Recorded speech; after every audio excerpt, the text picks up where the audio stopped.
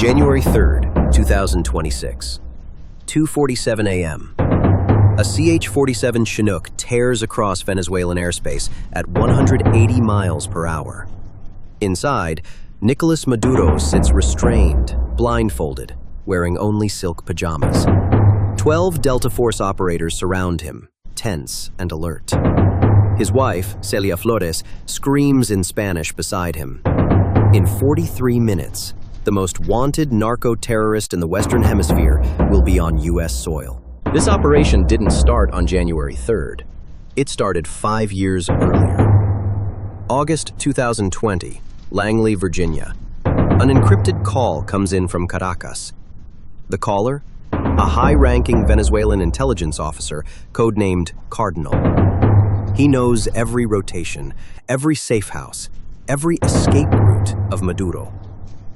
Tired of watching his country collapse while drugs flow north, Cardinal offers the CIA $50 million, immunity for his family, and full cooperation. Cardinal feeds intelligence for 4 years. Maduro's schedule, his bunkers, his finances, his secret trips to Havana for cancer treatment. November 2024, stage 2 colon cancer. Every Havana trip opens a 36-hour window when palace security drops to 40%. The CIA waits. Trump returns to office, January 2025. At a private dinner, he asks, "Can we get Maduro?" The answer, Operation Cardinal. 5 years of intel, ready for execution. January 1st, 2026. Delta Force receives the final briefing. The team leader, callsign Hatchet, has 22 years of special operations experience. His unit, 40 operators. 12 will breach the palace. 8 provide overwatch. 20 secure perimeter and extraction points. They've trained for months on 3D models of Miraflores Palace. Every hallway, every staircase, every exit memorized. 157 full rehearsals in a replica facility in North Carolina. January 2nd, 2026. 11 a.m. Maduro meets Chinese envoy Li Jiang for 3 hours. Discusses oil contracts and military cooperation. By 2 p.m., the meeting ends. Maduro celebrates privately. That night, the palace is quiet. Maduro goes to bed, unaware that 70 miles north on the USS Ioima, 40 Delta Force operators are gearing up. Night vision goggles, suppressed rifles, breaching charges, tactical medical kits. Every item checked 3 times. Simultaneously, 6 F-22 Raptors launch from Homestead Air Force Base, Florida. They reach Venezuelan airspace at 10 p.m., flying at 40,000 feet, invisible to radar. Their mission? Neutralize air defenses, S-400 batteries, radar installations, and command centers. Without air defenses, Venezuela is blind. A CIA Reaper drone circles the palace at 25,000 feet, mapping every heat signature, confirming guard rotations, verifying Maduro's location. 3rd floor, east wing, bedroom. January 3rd, 2026, 12:30 a.m. The flight deck of the USS Ioima comes alive. Red lights wash over steel. Rotors begin to spin. 6 MH-47 Chinooks, 8 MH-60 Blackhawks, 4 AH-6 Littlebird gunships armed and ready.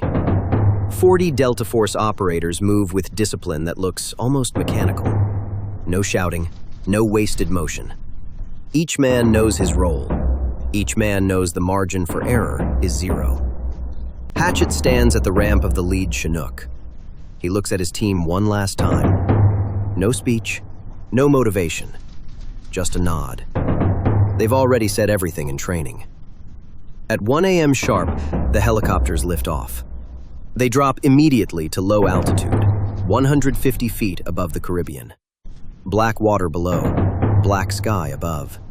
No lights, no radio chatter, total silence. This is not speed. This is invisibility. 1:45 a.m. The formation crosses into Venezuelan waters. Still undetected, radar operators stare at their screens. Nothing. At 1:58 a.m., The execute order is sent. High above, the F-22 Raptors move. AGM-88 missiles drop away silently, then ignite. In 9 seconds, 12 radar sites around Caracas go dark. Screens turn black. Command lines die. Venezuela's air defense network collapses before anyone understands what's happening. Then the noise begins. Explosions at Fuerte Tiuna. Explosions at La Carlota Air Base. Explosions at the port of La Guaira. These are not invasion strikes. They are distractions. Fuel depots, ammunition stores. Fire, smoke, chaos. Sirens scream across Caracas. Soldiers rush toward the flames. Civilians run. Phones stop working. Power flickers. Every eye looks outward. No one is watching the palace. 2:03 a.m. 6 Chinooks break over Caracas at 180 miles per hour, flying just above rooftops. Windows shake. Car alarms explode into noise. Civilians look up in terror. Black helicopters. American helicopters. The Venezuelan Air Force tries to scramble jets from Valencia. They don't get far. An F-22 locks on. A warning in Spanish cuts through their radios. Return to base, or be destroyed. They turn back. 2:08 a.m. Fast ropes drop from the lead Chinook. 12 Delta Force operators slide down onto the palace roof in 8 seconds. The night is silent except for the rotor wash and the faint scuffle of boots on tiles. 2 palace guards hear the whirring. They look up. Too late. Suppressed shots drop them instantly. Shadows move like water across the rooftop, operators breaching the access door in 4 seconds. Inside, stairwells echo with muted thuds. Night vision goggles turn darkness into green clarity. Every step calculated, every corner covered. 3rd floor, East Wing, Maduro's bedroom.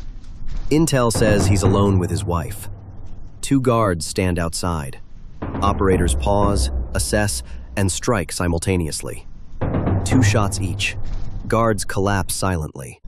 2:12 a.m. The reinforced bedroom door, mahogany, steel frame, is breached with a shaped charge.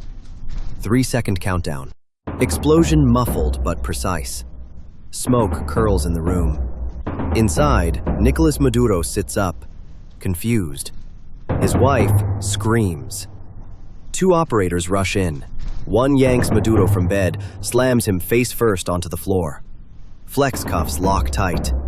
Shock registers on his face. "You can't do this! I am the President of Venezuela!" No reply. Operators lift him like a suitcase. Move. Swift. Smooth. 2:14 a.m. Maduro and his wife are guided to the stairwell, then to the roof. A Chinook hovers, rotors screaming. Fast ropes deploy. Maduro is clipped into the harness, lifted into the night sky, screaming. Kicking and screaming. His wife follows, silent now. Frozen. By 2:16 a.m., all operators are aboard. Extraction complete. The Chinooks bank hard, heading north at maximum speed. Venezuelan forces finally realize the palace is empty. Jets scramble, but F-22s intercept. A warning locks on another Su-30. It turns back. No shots fired. 2:16 a.m. All operators are aboard. The lead Chinook banks north at full speed, engines roaring against the silent Caribbean night. Maduro kicks and curses, the flex cuffs tight on his wrists. His wife remains frozen, still in shock. The 6 helicopters form a tight formation, flying just 120 feet above the rooftops. Black shapes against the city lights, blending with the smoke from diversionary explosions. 2:34 a.m. The helicopters cross into international waters. Venezuelan anti-air missiles cannot reach them. F-22s escort the formation, scanning for threats. All clear. Mission accomplished. Inside the lead Chinook, Maduro sits zip-tied, blindfolded, prayers, curses, and threats in Spanish. Operators ignore him, focused on navigation and security. 3:18 a.m. The helicopters land on the USS Iwima. Crew and DEA agents stand ready. Maduro is lifted out of the Chinook, still in his silk pajamas, still restrained. FBI agents photograph and document him. A Navy medic checks his vitals. Blood pressure high, heart rate elevated, but overall healthy. 3:45 a.m. Maduro is placed in a holding cell aboard the ship. Concrete walls, steel door, fluorescent lights. 30 minutes ago, he was the president. Now, he is a prisoner. His wife is in a separate cell, asking to see him. Denied. 5:47 a.m. A C-17 Globemaster lifts off from the USS Iwima, Maduro aboard in full restraints, hands cuffed, feet shackled, orange jumpsuit now replacing the silk pajamas. The Caribbean sun begins to rise, painting the horizon in shades of gold and crimson. Silence fills the cabin. 8:15 a.m. The plane touches down at Homestead Air Force Base, Florida. Federal agents swarm the aircraft, securing the perimeter. Maduro is removed, photographed, fingerprinted, and processed like any other high-profile criminal. 9 a.m. He sits in a concrete cell, steel bed, minimal furnishings. The man who once controlled billions in drug money, who starved his citizens while living in luxury, is now prisoner number 26,437. 11 a.m. At Mar-a-Lago, a press conference. Trump, dark suit, red tie, addresses the nation. Last night, American forces conducted a precision operation to apprehend Nicolas Maduro. 0 American casualties. He is now in federal custody and will face justice. This is a message to all dictators and criminals. You cannot hide from American reach. 2 p.m. Maduro appears in a Miami federal courtroom. Orange jumpsuit, hands cuffed in front. The judge reads charges: narcoterrorism, conspiracy to import 5,000 kilograms of cocaine, money laundering, crimes against humanity. Maduro pleads not guilty. Bail denied. He is a flight risk and danger to the community. Reporters shout questions. Maduro responds, greater than angry. This is illegal. I am the President of Venezuela. The United States has no jurisdiction. This is kidnapping. This is an act of war. Guards pull him away. Courtroom doors close. Venezuela erupts in chaos. Military leaders dispute control. Protests and riots break out in Caracas. International condemnation follows, but no intervention. America's decisive operation has already changed the geopolitical map. January 3rd, 2026, midday. Caracas is in chaos. Streets filled with both celebration and rage. Protesters clash with military checkpoints. Some light fires, others chant against foreign intervention. The Venezuelan chain of command fractures. Defense Minister Pedro Lopez tries to assert authority, but rival generals openly challenge him. Moscow and Beijing issue statements condemning the operation. Russia calls it an illegal abduction of a head of state. China emphasizes respect for sovereignty. The United Nations calls for an emergency meeting, but no immediate action is taken. The world watches. Washington, D.C. Inside the Situation Room, senior officials review satellite feeds and intelligence reports. Operation Absolute Resolve has succeeded beyond expectations. Maduro is secure. No American lives lost. The message is clear. America can reach even the most fortified targets. The geopolitical landscape shifts overnight. Latin American nations discuss the consequences. Regional alliances are questioned. The ripple effects are felt in international markets. Oil prices fluctuate, and foreign diplomats reevaluate their strategies. January 3rd, 2026, afternoon. Mar-a-Lago, Florida. President Trump steps up to the podium. Cameras flash. Microphones catch every word.